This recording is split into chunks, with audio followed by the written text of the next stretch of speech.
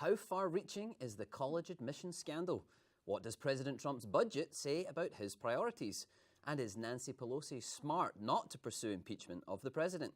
And find out what the media missed in our most underreported stories of the week. I'm Adam Byrne, and this is The Square Circle.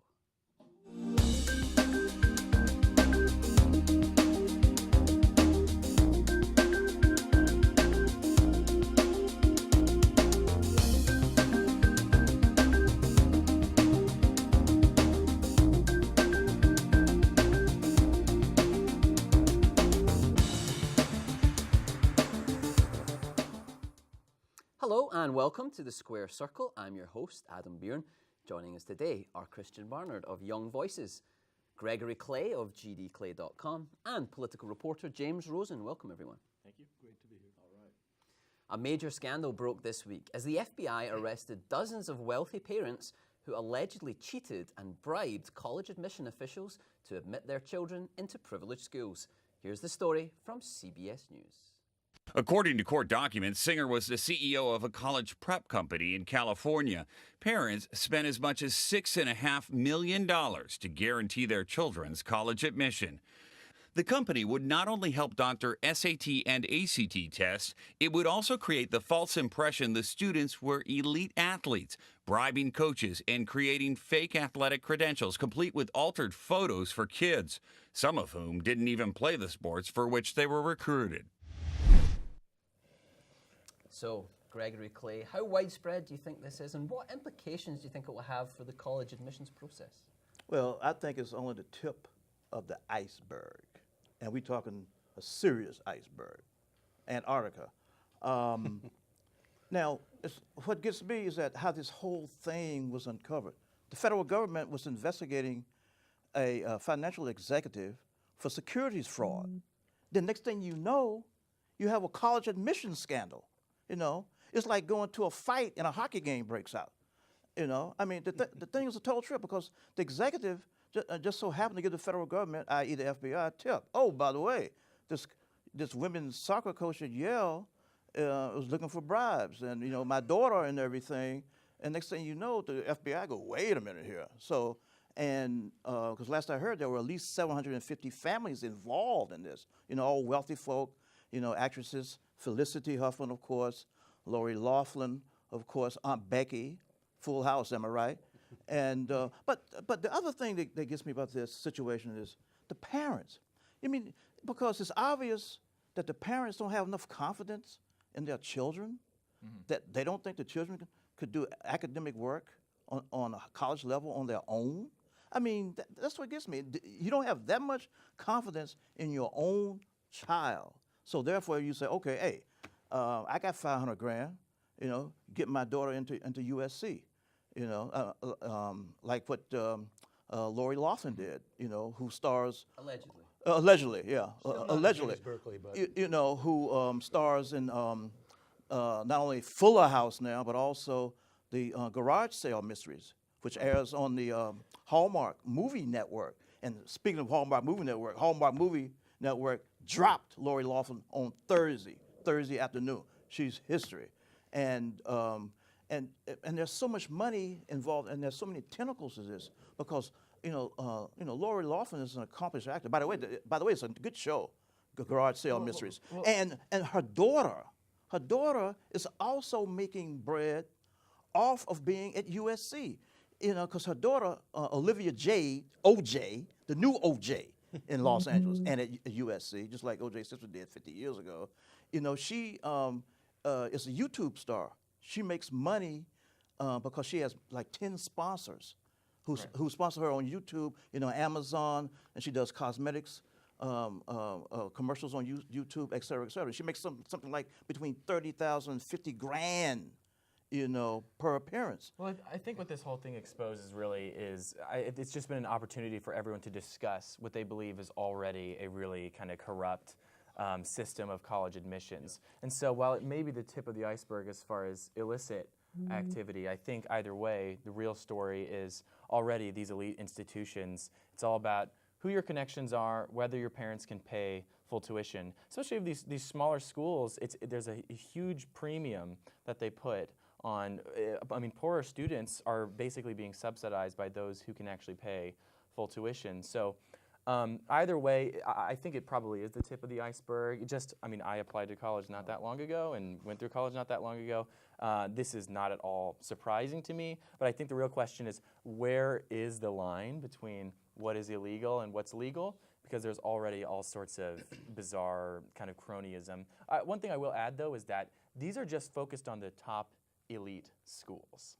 I mean, these are just, I think that the tip of the iceberg will probably expose a lot of corruption in higher level institutions, but those are not the cornerstone of American education. It's actually public colleges that are affordable that are doing a lot of work as far as social mobility. So for public colleges, this is not really going to affect anything except probably paint them in a more positive light. But isn't the point that you're making showing that this is, you could argue, part of a system where the wealthiest people get to go to the most elite institutions by virtue of their wealth, and therefore it's part of that system that just persists with economic inequality? But what they're paying for is not actually unreasonably valuable education. What they're paying for is status and connections. No doubt that comes from getting into an elite institution. But as far as the kind of education you get, the major you pick is more important than whether you go to Stanford or Harvard, or even a normal state level school. So I think obviously there is corruption, but honestly, my view is the wealthy can spend as much money as they want, and they can sell spots to the highest bidder. If the education's not worth it, I think the story is more, where's a good education found? Okay, and Christian makes the point, James, about drawing the line between what's legal and what's not legal. And I was having a conversation with someone about this who said, why didn't they just do it the legal way and donate $1 million to the school instead?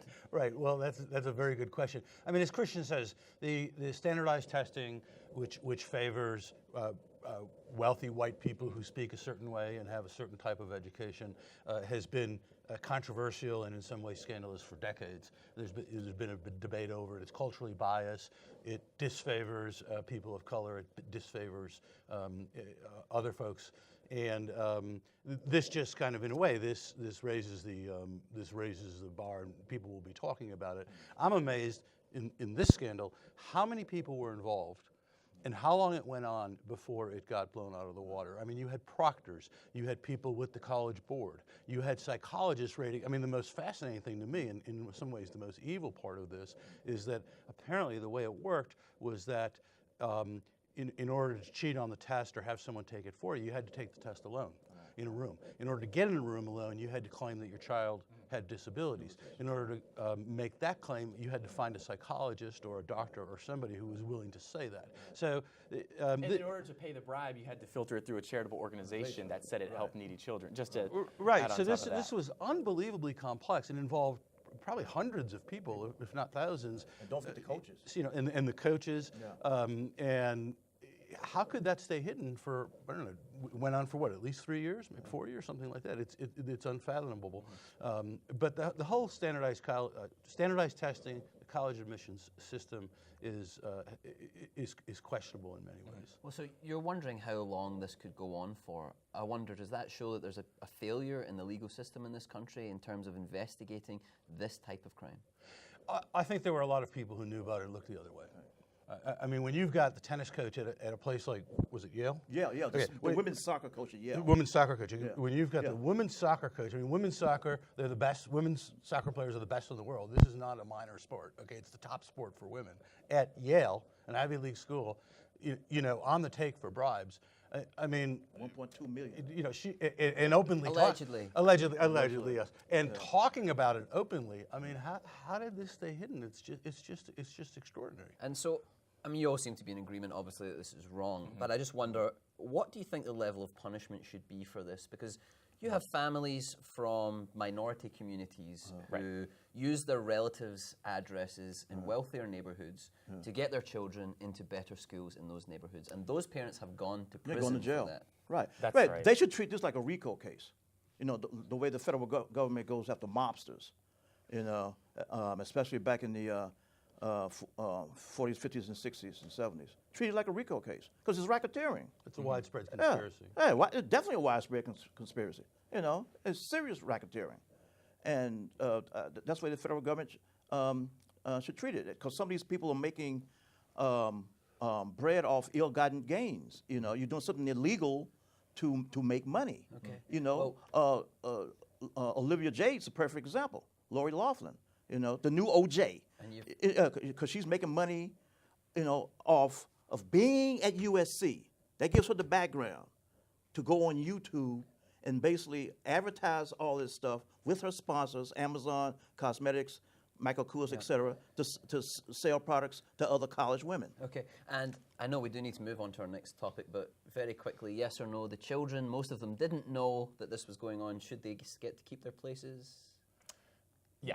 Yes. It's hard to imagine they didn't know, but it's hard to say. And I'm sure we will find out that there were children who stood up to their parents and said, I don't want any part of this. Okay. But this is the parents. Okay, well, thank you very much.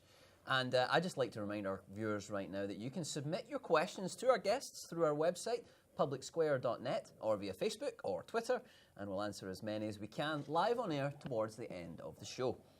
Also this week, President Trump submitted his annual budget proposal to Congress. Here again is CBS News. Trump is expected to request billions of dollars in new border wall funding when he delivers his 2020 budget proposal to Congress this morning. The president will ask for an additional $8.6 billion to build more than 700 miles of barriers along the southern border. He wants to cut domestic programs to pay for the construction. It will renew his fight with the Democratic congressional leaders that led to record-breaking partial government shutdown earlier this year. So, Christian Barnard, the focus there, again, on requests for money for the wall, but what did you take from the budget? Well, I think one of the the highlights from the budget were obviously the cuts to domestic spending and increases in military spending. The border wall is clearly a focal point. I think what a lot on at least the left have been concerned about is the cut to Medicare, Medicaid, and Social Security. It's from a president who promised that he wouldn't cut those things. That's right. Now, I will say one change he's trying to make, I believe, to Medicaid actually could be good for senior citizens as far as the prices they're paying for prescription drugs, and that's actually pretty similar to a proposal that Obama had, I think back in 2012. But yeah, I think that obviously they seem like these draconian cuts in these programs. One thing I am personally in favor for is increasing work requirements for some of these entitlement programs. The economy is doing really well, whereas the workforce, labor force participation rate is still hovering around 62%, which means that able-bodied working-age people, only 62% of them are either working or looking for a job. That, to me, is a problem. Obviously, we can talk about should defense spending be so much higher, and should entitlement spending be the first place where cuts happen. But I think that, all in all, there's a lot that needs to be discussed here. Another thing, too. Well, should they? You asked the question. Well, yes, they should. Get the answer. I think that they should add some of these requirements as far as entitlement spending. I would rather see defense spending be revisited before the entitlement spending. But the other thing, too, is that this is the administration's wish list. This is the budget proposal. This is not what Congress is passing. And usually, once it filters its way through Congress, it's a lot longer as far as pages to the budget. So, and radically different. yes, so I wouldn't put too much stock into what they're proposing now. I mean, he proposed to consolidate the Department of Education and the Department of Labor in his last budget. And that was a thing talked about for less than a week. And then obviously that wasn't going to happen. And so we're not talking about that now. So, I mean, I think that it's an interesting issue, but it'll probably all pass over once Congress starts to fiddle with the budget. So Christian raises the point that this is essentially dead on arrival. So what's the point? What's the purpose of doing this? And Satisfying his base. The purpose of the reason why he does a lot of things that he does. He's making a statement. I agree. Presidential. I've covered, I think, 4 presidents from both parties. Presidents' vetoes are almost always DOA, and budgets. I'm sorry, I said vetoes. Are almost always dead on arrival. They get radically changed. So he's making a statement in terms of cutting Medicare. I had just arrived. I'm aging myself here, but I had just arrived in Washington when Newt Gingrich did the most famous government shutdown, and it was over budget cuts, and specifically over Newt's and his troops' attempts to cut Medicare. And the Republicans politically got slaughtered. And I cannot believe, I'm quite certain, that because of that, any attempt to cut Medicare, even if it's justified to some degree, to get rid of some of the waste and so forth and trim it around the edges, politically, it can't fly. And Republicans will not, a number of Republicans are sticking with President Trump on his national emergency. They will not stick with him on that. He's making a statement, and everything with him is Trump is transactional. Maybe he's hoping that if he asks for $8.6 billion, he'll get 2 or 3. And we've seen him do that in a number of things. Okay, so Gregory Clay. Now, correct me if I'm wrong. The Trump administration is claiming that a lot of these cuts will come through what?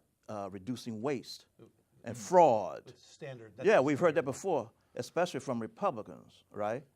And and that's probably it's going to be shaky as usual. And going back to what Bernard said earlier, it seems that the Trump administration has divided it into 2 categories: defense over here, and everything else over here. And of course, my understanding is that for 2020, a 5% increase, but then like a 9% increase in the defense budget during the next 10 years.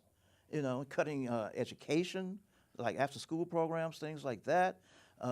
Clamping down on Social Security disability, SSDI, in terms of Social Security stuff, and as both Rosen and Bernard said, cutting Medicare, Medicaid, and this whole idea of cutting Medicare, they say, because they can reduce the price of prescription drugs. We'll see what happens with that. And that's how they're trying to sell that. We can reduce your prescription drug prices, with our new, when we cut Medicare. And that's how they're trying to sell it. That's a positive. Okay. We'll see.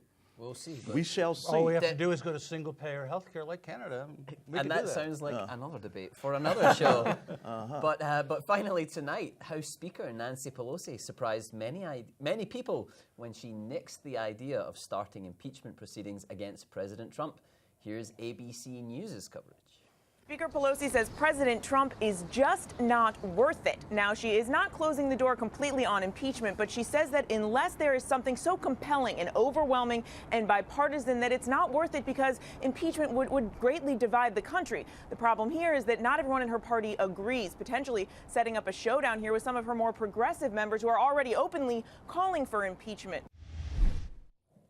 So is this move by Nancy Pelosi politically savvy, or is she giving up what many Democrats see as a constitutional responsibility? James Rosen. She's not giving it up. The Democrats just cannot, the Democratic leaders, they can't be in a position right now of calling for impeachment, moving toward impeachment until the Mueller report comes out, right. and we really find out if there's a there.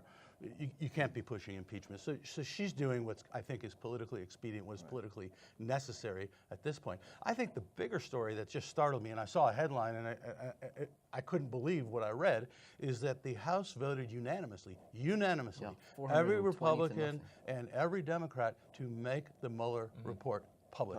And I think that tells you a lot. That tells you that it might tell you that the Republicans believe that the report will exonerate President Trump. I mean, maybe that's why they voted for it.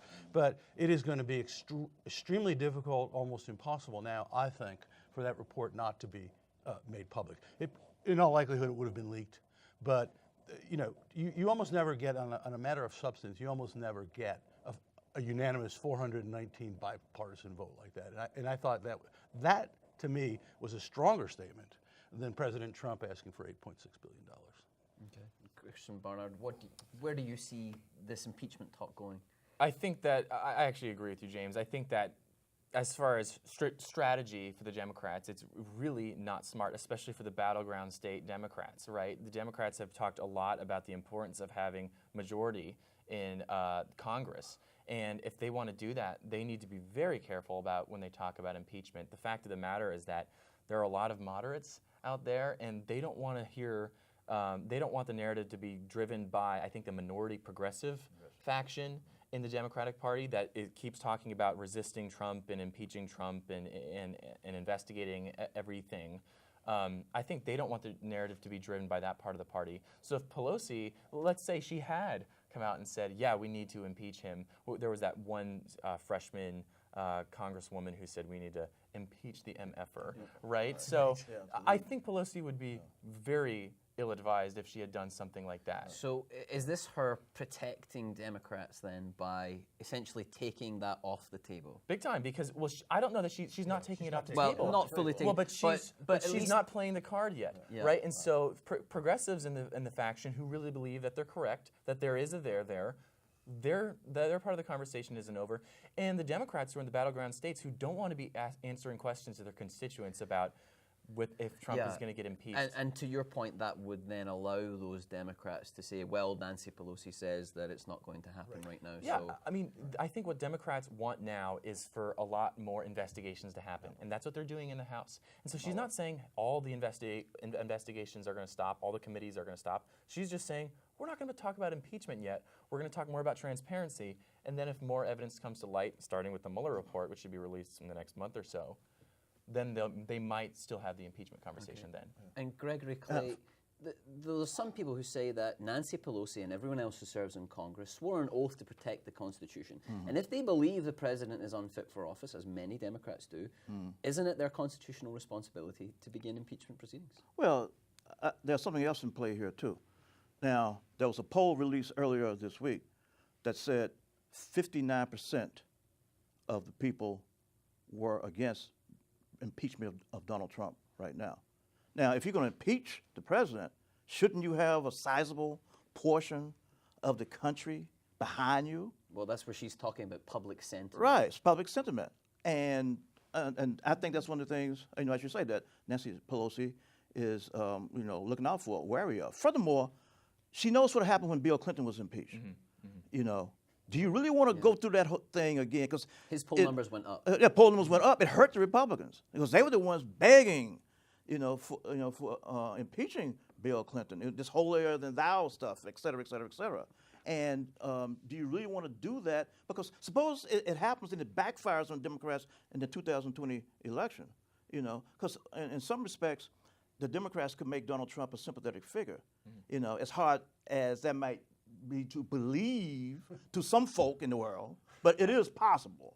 I'm using the P word, possibility. So Nancy Pelosi knows that she has to be extremely careful with the I word, impeachment. Okay, and another possibility before 2020 is that if the Democrats began impeachment proceedings and President Trump was cleared in the Senate, which is controlled by Republicans, what does that do to the narrative ahead of 2020? Well, I think it gets back to what Gregory was just saying. It could end up helping him, and it's not really a question of being cleared in the Senate. I mean, President Clinton wasn't exactly cleared in the Senate. The constitutional founders said the House indicts with impeachment, the Senate convicts. So not convicted. And they set a very high bar. I believe it's 67. It's more than 2/3. Right. That's a very high bar. And so I think that unless there's some fair amount of certainty that you can convict him because of the Clinton experience, I don't think they're going to go down that road. On the other hand, if the stuff comes out that is so damning, I think that will quickly change, and there may very well be 67. We need to find out. You just got to wonder what that's going to be. You just got to wonder what that's going to be. That's going to be so damning. There are a lot of columnists who are saying, "Don't we have enough evidence now? That stuff that's in the public eye." So you're correct about what you're saying about the process. I just think that. Well, with President Nixon, it was that he was leading the cover-up. That's what. And then there were the tapes, and he was caught on tape doing it. So and he resigned before impeachment. It was coming, but he beat the posse. Yeah. So we shall wait for the Mueller report, like everyone else. We shall wait, like everyone else, I think. Yeah. But now it's time to take some questions from our viewers. So let's see what we have here. We have Trisha Richards, and we're still talking about impeachment. And we've kind of talked about this, but she's asking if the Democrats were to pursue impeachment, would it backfire on them in 2020? And I guess if they did it now, yes. Yeah, definitely backfire. Yeah, and I wonder if today's proceedings in the Senate, where 12 Republican senators voted against this national emergency declaration, or they voted for the resolution to overturn the national emergency declaration, does that change the calculation any? That Republican senators are finally going against the president? Well, basically, as we were discussing before the show, all but one of the Republicans up for re-election next year in 2020 voted with the president. So these were Republicans, even though it might be argued it was still a courageous move because of Trump's 87% approval rating among Republicans. You still got to get a lot more than that to overturn his veto. And I think whereas he has made some idle threats in the past, I don't think this is an idle threat. I think he will veto this resolution. Okay.